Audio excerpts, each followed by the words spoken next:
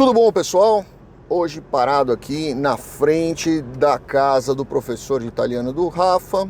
Como dizia meu avô, da brava italiana, dobbiamo sempre praticare la língua. Então, Rafa tá ali aprendendo o italiano e praticando o italiano dele para que ele possa aí, quem sabe, usar um dia, né? Como cittadino italiano, ele tem aí o direito de morar onde ele quiser, e eu acho que ele tem aí a obrigação de coração de aprender a língua de uma segunda nacionalidade dele. Mas vamos lá, vamos falar sobre a Cris, né? A Cris e o Pablo do canal Nós 4 USA. E eu vou deixar aqui embaixo o canal deles, tá? Por favor, da Cris e do Pablo. A Cris e o Pablo foram meus clientes há uns 4, 5 anos atrás. Nós fizemos o visto E2 dele, depois na sequência fizemos o EB2 deles, e eles estão aqui, graças a Deus, super bem nos Estados Unidos. Já tem outra empresa deles, que foi a empresa que subsidiou o E2 dele, graças a Deus também foi super bacana. E eles agora estão fazendo também algumas mentorias para pessoas que querem vir para os Estados Unidos, tá? E não necessariamente aquelas mentorias que a gente muitas vezes acaba até criticando, que é a pessoa que chega nos Estados Unidos e em 3, 4 meses quer fazer uma mentoria dizendo para você como você vai vir para os Estados Unidos. A história deles é totalmente diferente, a estrutura deles é diferente e com certeza absoluta o vídeo aqui não é sobre isso, tá? Quem quiser conhecer o trabalho deles e o que eles fazem, entra aqui no Instagram deles, a gente vai deixar o link aqui para vocês. Mas o que aconteceu? A Cris, ela gravou um vídeo e algumas pessoas me mandaram o vídeo da Cris perguntando sobre essa questão do E2. Então eu vou colocar esse vídeo agora aqui para vocês. Eu gostaria que vocês assistissem esse vídeo, vejam a pergunta que fazem para ela e eu vou responder na sequência para vocês. Vamos lá? Essa é uma situação muito frequente. Cris, eu já tenho a minha cidadania italiana e agora eu tô buscando a cidadania italiana pro meu marido. Por quê? Porque a gente quer dar entrada nos Estados Unidos com o nosso visto E2. Então, o visto E2, ele é como um visto de estudante, o F1. Eu encaminho meu passaporte italiano, eles me encaminham o formulário, eu agendo a minha entrevista na embaixada americana e eu consigo o meu visto pela minha cidadania italiana. Quando eu chegar nos Estados Unidos, eu vou decidir o que eu quero fazer profissionalmente. Aí se eu vou abrir uma empresa, se eu vou buscar um emprego, mas o bom é que eu já estou bem, eu já tenho o meu visto de E2. Cris, obrigado por ter gravado esse vídeo aí. Com certeza vocês passaram por essa questão e vocês sabem muito bem que quem falou isso daí para vocês falou errado, né? Então vou até me ajeitar aqui no banco para contar melhor essa história. O visto E2 não tem absolutamente nada a ver com o que essa pessoa falou para a Cris, tá? Esse inscrito perguntou para a Cris. Vamos lá, o visto E2 como é que funciona? É um visto concedido para pessoas que façam parte, pessoas que tenham cidadania de países que façam parte do Tratado de Navegação e Comércio com os Estados Unidos. Tá? Existem países que fazem parte do Tratado do ESTA, mas não fazem parte do Tratado de Navegação e Comércio com os Estados Unidos.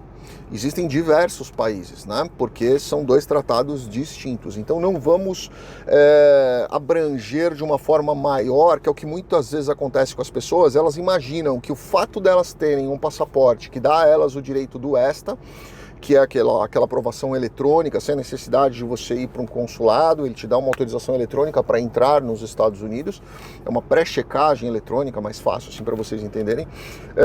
Isso aí não tem absolutamente nada a ver com o visto E2, tá? Então não é o fato de você mandar o seu passaporte para um consulado e esse consulado vai conceder para você um visto E2. Não é assim, tem nada a ver com isso, tá?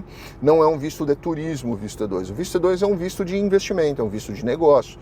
Então ele vai exigir necessariamente que você tenha aí um business que esteja montado. Eu costumo exigir das pessoas o turnkey, né? Você monta tudo, aluga o ponto, compra estoque, mobília, decora, põe a placa na frente, tira foto, decora, tudo pronto. Montou, junto aquilo num processo, mostra tudo que você gastou, tudo que você investiu e aí você aplica o seu processo pedindo uma autorização para você trabalhar naquele seu business. Essa é uma das limitações do E2 e eu vou falar sobre questão de limitação na sequência. Essa é uma das limitações do E2 para o aplicante. Uma das coisas que essa pessoa falou aí que pode ser um ponto muito importante é que o business deve ser direcionado para aquela pessoa que vai efetivamente executar o negócio, e aquela pessoa obrigatoriamente deve ser cidadã do país que faça parte do Tratado de Navegação e Comércio.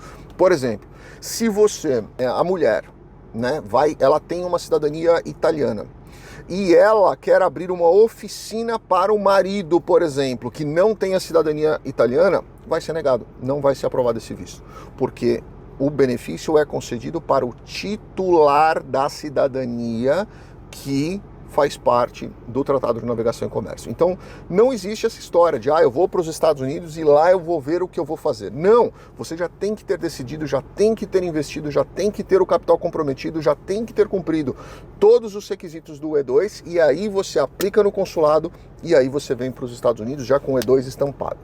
Cônjuge não é dependente, tá? Cônjuge não é dependente, são duas coisas distintas. Cônjuge de E2 também recebe o visto E2, mesmo que a cidadania dele seja de outro país, mas ele vai ter autorização para trabalhar aonde ele quiser.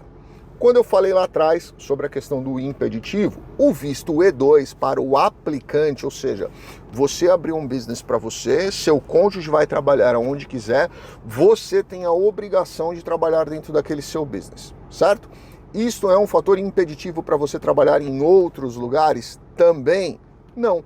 Você pode trabalhar às 8 horas do dia no seu business, ou na implantação daquilo que você se propôs a fazer para a imigração, demonstrando boa fé e todos os demais requisitos, mantendo o seu business, mantendo o seu visto, inclusive, e depois que você terminar o seu horário de expediente, sem comprometer o seu negócio, você pode também trabalhar em outras coisas para ter uma renda extra. Então, quer dizer, o visto E2 ele não é impeditivo, mas ele é restritivo, porque ele te restringe a trabalhar também, primariamente, naquele seu business, certo? O seu cônjuge não. Dependentes são filhos menores de 21 solteiros e não emancipados, e essas pessoas recebem o visto E2, porém eles não têm autorização de trabalho, eles vão receber um work permit, mas só para que eles tirem o social. Algumas pessoas trabalham com relação a isso, né? Algumas pessoas acabam usando isso para trabalhar e por terem recebido um work permit, mas na verdade, na regulamentação, no by the book, né? Só quem teria autorização de trabalho seria o aplicante e o acompanhante, que é o cônjuge, e não os dependentes, certo? Vamos imaginar que o cônjuge da pessoa seja uma pessoa que tem algum tipo de impedimento de trabalho, seja um deficiente ou seja alguma coisa nesse sentido, certo? Aí essa pessoa vai ter sim autorização de trabalho, mas obviamente ela vai acabar não trabalhando. Não pode transferir para outra pessoa. Essa é uma pergunta que muitas vezes me fazem. Posso transferir a minha autorização de trabalho para uma outra pessoa se eu for aposentado, ou se eu não puder trabalhar por qualquer razão, eu posso transferir essa autorização de trabalho para um filho com 19, 20, 21 anos, ou menos de 21, na verdade, aí no caso? Não pode, porque o visto é sempre personalíssimo. Todos os vistos são sempre personalíssimos, certo? Importantíssimo vocês entenderem isso. Outra coisa, por fim, aqui também, que é muito importante vocês entenderem. Visto E2 é sempre de competência consular. As pessoas aplicam aqui dentro dos Estados Unidos, a gente vê muito advogado fazendo isso aqui. É um erro absurdo. Aplicar visto consular dentro dos Estados Unidos é pedir para o visto ser julgado 2 vezes. Lembrem disso, é um risco, é desnecessário, é mais caro e você vai ter com certeza absoluta que passar por uma entrevista consular para estampar o seu visto, porque o visto é consular. Então não apliquem dentro dos Estados Unidos. Peguem um advogado habilitado no país da sua cidadania ou da sua residência, de onde você está saindo. Esse advogado vai fazer a aplicação no consulado. O consulado vai analisar o seu processo e vai deferir ou indeferir, e aí sim, na sua entrevista, você vai ter o seu visto estampado. Aplicar dentro dos Estados Unidos é ter uma carta de aprovação de algo que não faz a menor diferença, porque você vai ter que pegar o mesmo processo e levar para o Brasil ou levar para o outro país, para que o consulado, que é o agente competente para julgar vistos de não imigrante, ele vai decidir se ele vai estampar no seu passaporte ou não. Se você fizer nos Estados Unidos, você não vai poder sair do país porque senão você vai ter que passar por uma outra entrevista, uma reanálise do seu visto que pode ser negado. Lembrem disso, eu já falei isso em outros vídeos, certo? Cris, obrigado. Pablo, obrigado. Fiquem com Deus, muito sucesso a vocês. Obrigado de novo pela confiança. Abraço a todos.